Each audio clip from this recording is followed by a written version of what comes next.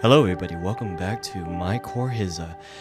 Now, if you guys remember in the last episode, I believe it was a really short one, but we managed to wake up back in the house and managed to find the city. And we discovered that people were not really being people in a way. They were becoming more kind of like that in a way. But since we were a normal person, we kind of looked weird. But anyway, let's get right on to the next story. That's a lot of hands.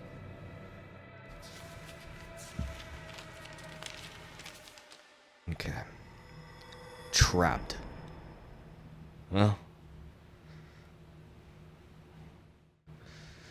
Let's see. Alrighty. Hey, look, that's what we saw in the last episode. I imagine that. Oh. I shot awake, panting heavily. My clothes sticking to my skin due to all the sweat. Hang on, here we go. My eyes darted around the room, but everything was quiet.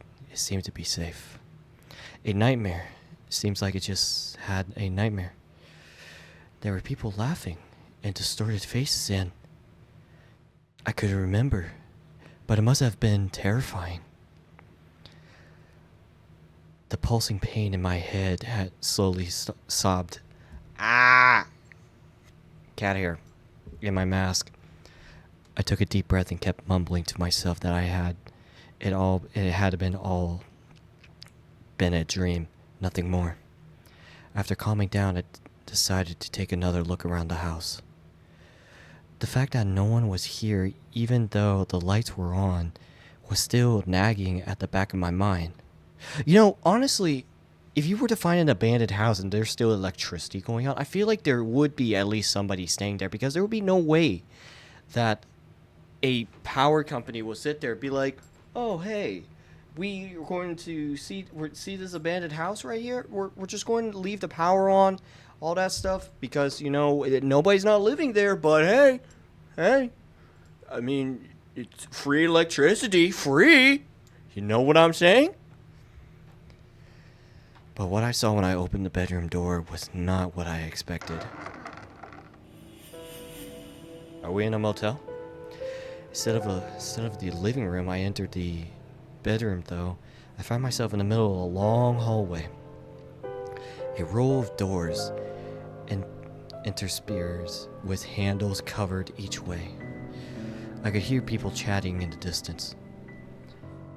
Where was I? How did I get here? This place looked like a hotel at first glance. A plate with a room number was hanging next to all the doors. Mine was 215. As I moved towards the end of the hallway, I took a more thorough look at my surroundings. The floor was lined in red carpet featuring a elaborate design. You know, that's something that's so weird to me, how a lot of motels tend to have that. Like, they have, like, either a red carpet or some vibrant color, but then they have, like, a weird design on it. The red and the white walls complement the enlightened atmosphere. What is going on with my brain? On the ceiling hung an electrical lamp that was similar to design to candles. Oh, we're in a ballroom. As I step out of the hallway, I was momentarily blinded by the light of ambulance. A huge chandelier was hanging on the ceiling of the ground hall I had stepped into. It seemed to be on the upper floor of the two-floor structure. The ground floor, apparently a restaurant area, was lined with tables. Multiple people were dining and happy chattering with each other. A huge window across from me showed a big body of water. Oh, you're on a cruise ship. Was I in a hotel by the beach? The water looked oddly close. I need answers. Quickly, I located the stairs and hurried down towards the restaurant. Luckily, one of the waiters was just passing by as I reached the bottom. Scott, how are you doing, Scott? Excuse me, can you tell me where I am? He answered without hesitation. You're in the restaurant area, sir. If you would like to order something, you need to. No. I mean, the whole hotel. This time he hesitated. Well, you're on the...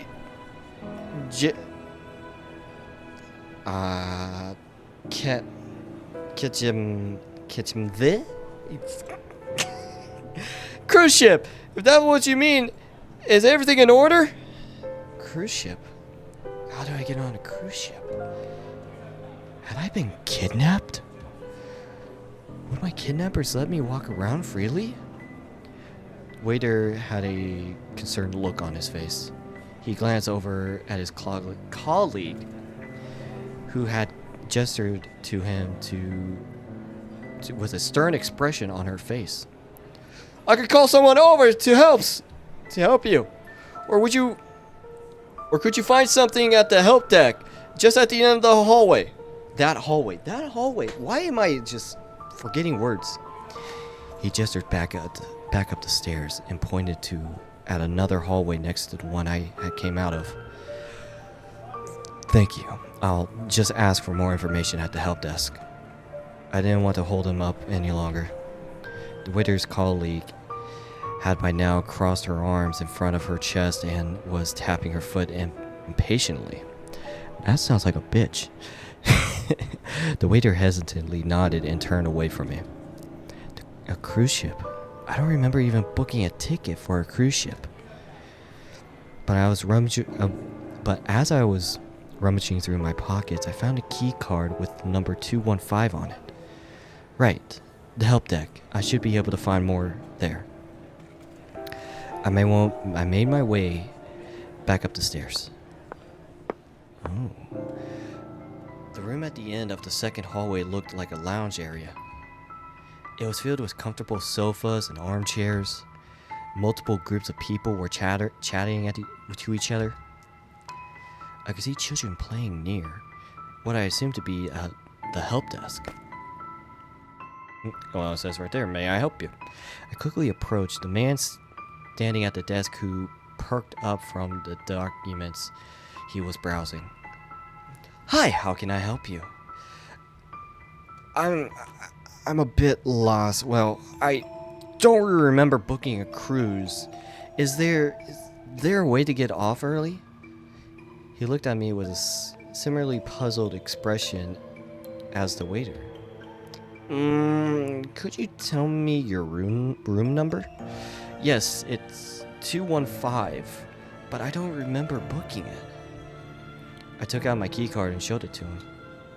The man opened a drawer and stared exponentially, flipping through the folders. Shortly after, he pulled out a document. Is this your name and your signature? He turned it so I could see it. To my surprise, my name and signature written on it were indeed mine. But how? How could I forget signing up for a cruise? As for your second question, we're currently on the last day of our trip. The ship will arrive at the Mycorrhiza port tomorrow at noon. Are you here with anyone? He threw a skeptic look my way. I must have sounded like a weirdo. No, I'm alone. I'll just sort things out tomorrow then.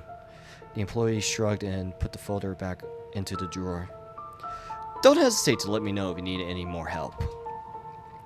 You know, honestly, if you were to do that, I feel like you would waste a lot of money, because I had a friend of mine who, him and his wife went onto a cruise ship, and I think it was like over $10,000 for the tickets alone, not including, I think he went down to Mexico, and that's not including like all the things that he had to pay down there. I turned around wondering what my next course of action should be when Ow! something had hit me. Something had hit one of my legs hard. I stumbled and managed to stop my fall by holding onto the help desk. Oh, it's you two. Oh my god, are you okay? Lenny, you need to pay attention more. I looked down to see what had hit me. Initially, I assumed that I had walked into some piece of furniture, but that wasn't the case. The boy was sitting on the ground in front of me. Someone was standing over him, making sure he was alright. As soon as she confirmed that he wasn't her, she turned to me. I'm very sorry about that. Are you hurt anyway? Lenny, make sure to apologize. Sorry, I wasn't looking. No, it's alright. I'm okay. I turned to the boy named Lenny. Are you okay? Yeah, it's nothing. He looks like he was fixed to the ground. It seemed like he really did feel bad about bumping into me. The woman had in the meanwhile fixed her gaze onto me. Hi, how you doing? I think I've seen you before. Are you sure you're alright? You look rather pale. No, I'm fine. This is normal. This is me being normally pale. Being pale is fine. I don't have seasick. That didn't seem to convince her. My confusion and frustration about being on the boat has shown on my face.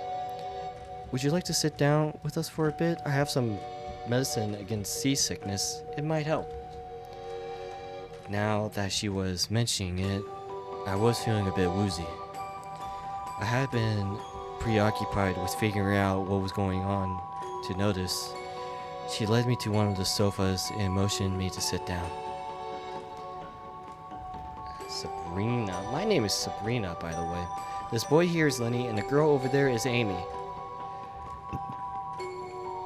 She motioned to the girl sitting at the table nearby who was boarding over the piece of paper. It looks like she's painting. My name is Scott. So, are they your family? Sabrina stopped and rummaging through her handbag and looking at me with a amused smile on her face. Oh no, they're my neighbor's kids. We're good friends, and I paint with their children sometimes. I'm currently looking after them. While Sabrina was still looking for the medicine, Lenny approached his sister and peered over her shoulders. And then he grims and walked over to the sofa, taking a seat next to Sabrina. Here you go. She handed me a pill from a small bottle. Out of the corner of my eyes, I saw Lenny motion to Amy. I don't get how she could be so into drawing. It's boring. What do you mean? You're creating something, okay? Drawing is fun. It really is. She's been at it for at least half an hour, and it still looks terrible. Hey. You wanna know one thing? Sometimes it takes people over an hour to draw something good. Sometimes it takes them a year, okay? Trust me. I've seen my professors painting back in college. One of them took her over 2 years to paint. Hey, I heard that. Amy shot an angry glaze at Lenny. Good art needs time. There you go. Maybe you should work on something art as well. Yeah, maybe it would help you with your hyperactivity. I'm not hyperactive. I'm just healthy.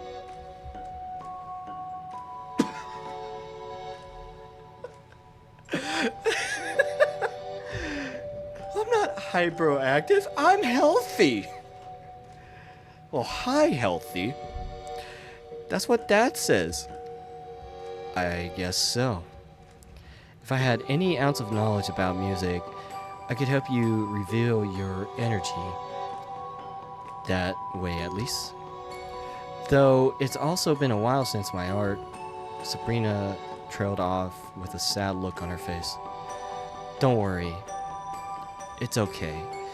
I figured things out on my own. Also, I've been asking Dad and Mom if they could buy me a mitochondria. I'm pretty sure that I'll get one soon. You two really seem to have a knack for art and music. Your parents must be proud of you. I don't know about Amy, but I'm pretty sure they're proud of me. I think Amy is really not really proud of you. Amy shot another angry glance at Lenny's way, but did not retort. She seems to be the mature one in the sibling relationship. Oh. Hey, do you have any more of those pills? I remember you. I do. I really do remember you. I remember you guys. You were the artist, I believe, in the first episode. You were the doctor. Or you were the doctor. You were a doctor. You had that strange fucking rat in the basement. And then in the next episode, you had your eyes like pulled away. Yeah. I jumped slightly. A voice had called out from right behind me. I turned around. I saw a grumpy looking man. Sabrina grabbed her handbag once again. Another one, Frederick? It says on the package that one should be enough. Apparently, I can't work while feeling like crap. Why do I agree to go on this trip? Hey, okay? If a medicine's not working, that, you take, like, let's say for seasickness, like, Frederick is taken, you might have got something else. Sorry, you might have got food poisoning. Who knows? Or you might be seasick, but I'm thinking food poisoning. Food poisoning is definitely one of them. Sabrina gave him a skeptic look, but handed him a pill without saying anything. Frederick turned around on the spot and trot off Sabrina's side. Sorry about that. He's usually more pleasant. The seasickness must be getting to him. Okay. Depending on where our starting point was and where we departed and how long we've been at sea. Oh god, if he's been like that ever since the start of the cruise, and I'm sorry if I'm walking back.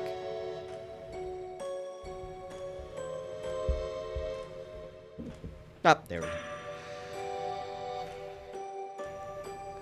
But, oh god, that would suck. That would really suck, honestly, because you would be like throwing up a lot, or you'd just be like rolling into bed, not doing anything. I don't have seasickness, thank goodness. That coupled with the upcoming deadline for an article. So, he's a journalist? No, that's not what I meant. He's a biologist, and he's been working hard on getting something published in that one magazine.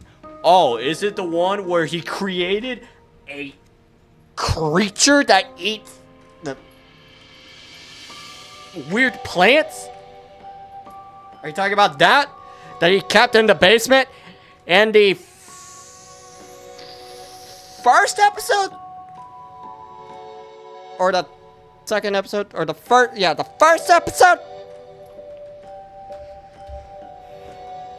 If you ask me, his obsession with getting more publications is a bit unhealthy.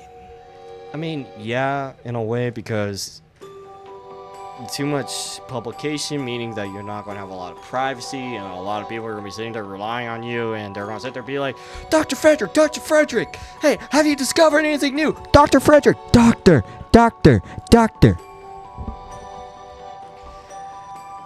A fellow scientist now. Now that I thought about it, I hadn't written anything in a while myself.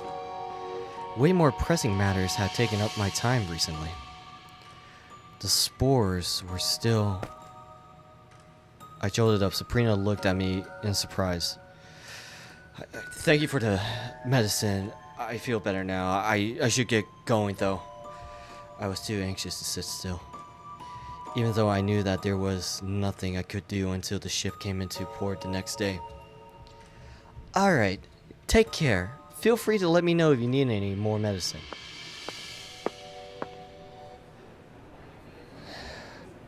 I thanked her again, said goodbye to the siblings, and headed back towards the sleeping quarters. But I stopped just before the hallway that led me to my room. My eyes wandered towards the big window. The sun had started to set, but I didn't feel tired at all. Likely because I woke up just recently. So I decided that the best way to dispel some of my anxiety was to take in some of the fresh air.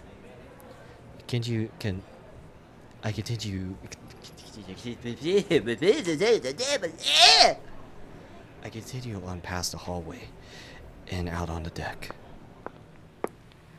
A salty breeze in my face. I could hear the soft splashes of the waves against the hull of the ship. This place was way emptier than I expected. At least a handful of couples and some families were standing near the edge of the railing. One of those couples had their dog with them. Even now and then, when I hear the call of the seagulls, it jerks up its head around. Were one of the pairs on the decks perhaps Amy and Lenny's parents? Obsessionally, I approached the railing right by the door and looked over. We were very high up. Looking down at the waves hitting the ship hull had an eerily hypnotic effect. Combined with the cool air and the sound of water, it calmed me down. Hey, I remember you before. I jerked up. Someone was standing at the railing next to me. Sorry, I didn't mean to surprise you. No worries, it's okay. I looked at her and she has been standing there for a while. Did I somehow overlooked her? You looked a bit confused, so I wanted to ask if you were alright. Oh well. I guess I'm a bit lost. Had a feeling that she'd been no more understanding than the employees, so I decided not to tell her too much. I'm a bit lost too. It might sound weird, but I'm not sure how I ended up here. Wait, that sounded oddly familiar to my situation. But she seems to misinterpret my surprised look. I know it sounds odd. It's just like in dreams. Whenever you try to remember how did you get to that place you are dreaming about, you can't. So I wasn't the only one. There was someone else here who was experiencing the same thing I was. Knowing this lifted my spirits. Just as I was about to tell her my situation, she suddenly perked up. Sorry, I should go. I promised to meet someone. And with that, she hurried off before I could even say anything. I was slightly frustrated by the fact that I hadn't even been able to confide in her. But I could seek her out tomorrow, I guess. The sun had meanwhile almost set. A blood-red strip was visible on the horizon. I set off back towards my room. With nothing better to do, I get into my bed, tired to sleep, and tried to sleep. Well, my night was restless. Half the time I was sure I was awake or asleep. I wasn't sure if I was awake or asleep. Weird sounds kept waking me up. By the time the sun has risen, it felt like I had barely slept at all. Today would be the day we arrive at that place called I don't know how to pronounce that. From where I would be able to get back home, one way or another. Ooh, I rubbed my eyes as I opened the door that leads to the hallway, but something was wrong. Yeah, something is terribly wrong here. The last time, the hallway was more lit up. I'm not talking about lit like it was cool, like lights. The hallway looked different. Was it shorter? There definitely used to be more doors here. It was as if a new hallway and door had appeared where the hallway originally continued to the restaurant area. I approached a new door and tried to turn the doorknob, but it's locked. Slowly panic set in. I was trapped in here. Did everyone already leave? There was no way they had left me behind, right? I quickly approached one of the doors in the hallway and knocked. Silence. I tried the next door and then the third. All was silent. My heart rate accelerated. I forced myself to calm down and think this through. There was no way they would have leave a passenger behind. And even if they did, they would have noticed sooner or later that I was still in here. The most productive thing to do right now would to be checking the other rooms were open. Maybe I could find a way to make people aware of the fact that I was still in here. Consider which door to try first. Which room should I go into? Room 1. Oop. Ouch. Room 1, room 2, room 3, room 4. Let's start here. Okay, I'm going to... Yes, I can select this way. Okay. I'm going to turn away, and whatever it selects, I'm going to be going in, okay? I'm going to try to do this, okay? Set.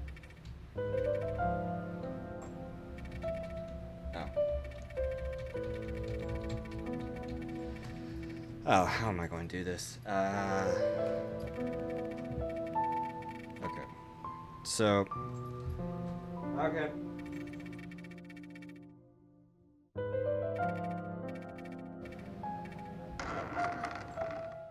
What room did I go into? I don't know what room I went into, so...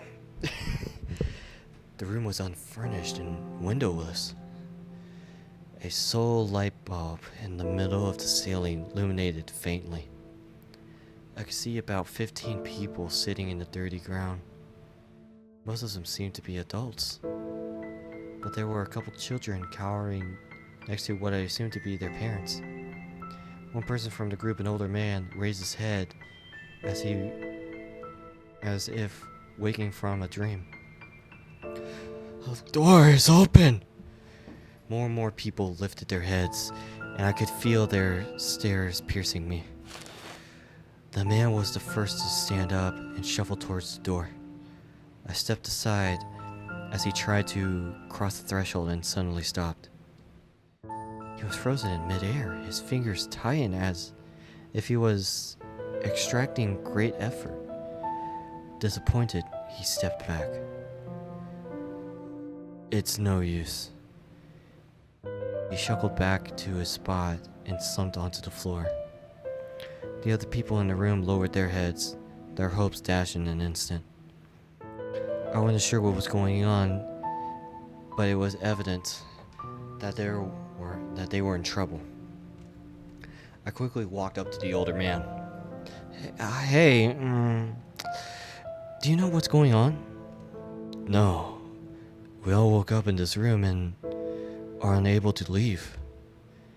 And now it seems like you're stuck here with us as well. My heart stopped for a second and panic slowly started to set in. Was I really trapped in here? I hastily walked to the door and stepped right through. The man stared at me with wide eyes. This means that you, instead of the girl, might be able to help us. Right after he uttered those words, some of the people in the room lifted their heads and looked at me. Some with a look of disbelief and some with hope in their eyes. So there was something else on this ship that could enter and exit this room freely. What did she look like? He started explaining. I soon realized that description fit someone I knew. It was the chick on the deck! It sounded like the girl I had met on the deck yesterday. So she got into this mess as well. We asked her to help us, but she just laughed and left. That wasn't quite how I remember her, but it wasn't like I'd known her for a long time. Was her nice appearance just an act? I shifted my attention back to the man before me.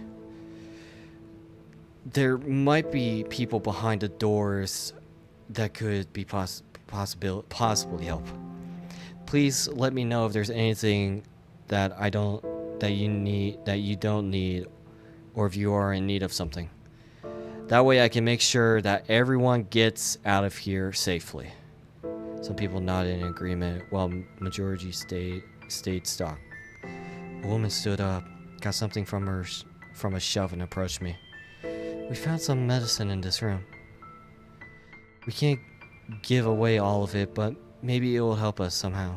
Someone. Oh. The label was barely legible, but I could make out letters Fun Tea. Oh. So I quietly took the bottle and thanked her and trotted back. Oh, she trotted back. Please, if you find any food, bring it to us. Alright. I should head out, but I'll let you know if I find anything. With those words, I stepped back through the door. It closed behind me as if the wind gust had suddenly blown through the hallway. Okay, I can't remember which room I picked. I cannot remember. I'm gonna have to go back through and... Okay. So I wanted room 4. Wait, the room seemed to be empty except for a lonely light bulb hanging from the ceiling. And it seemed to work properly as barely giving off any light, flickering. Okay.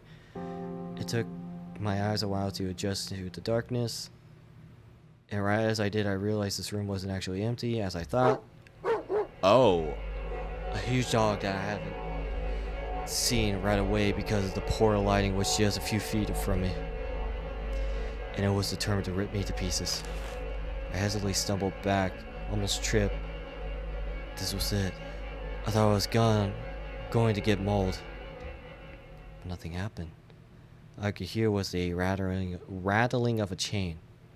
Slowly I opened my eyes and saw the dog was fortunately chained to a wall pure as its red color. It was very struggling to get free. After confirming that there was indeed no risk of it getting free, I took a closer look around the room. There were to seem a small glittering object strewn across the ground next to the animal. Next to the dog was a body, badly mutilated one. A foul feeling spread through my stomach. Did the dog do this? What the dog doing? The corpse was lying too close to the dog to examine it. Instead, I cautiously itched closer to the object scattered onto the ground next to it. I picked up one and examined it. It was a bullet. I had no use for a bullet yet, but if I did in the future, I know where to find one. Okay, so I gotta write this stuff down. Hang on. Okay. Room for bullet. Okay. Room 4, bullet. Okay. It seems to lead to another section of the ship. This was the first time since getting trapped here that I had seen a possible escape route. The only problem was the furious animal blocking it.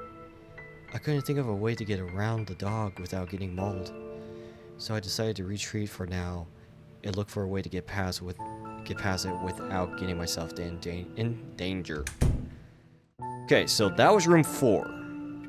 We got 2 more rooms, but this is going to be the end of this part of Mycorrhiza.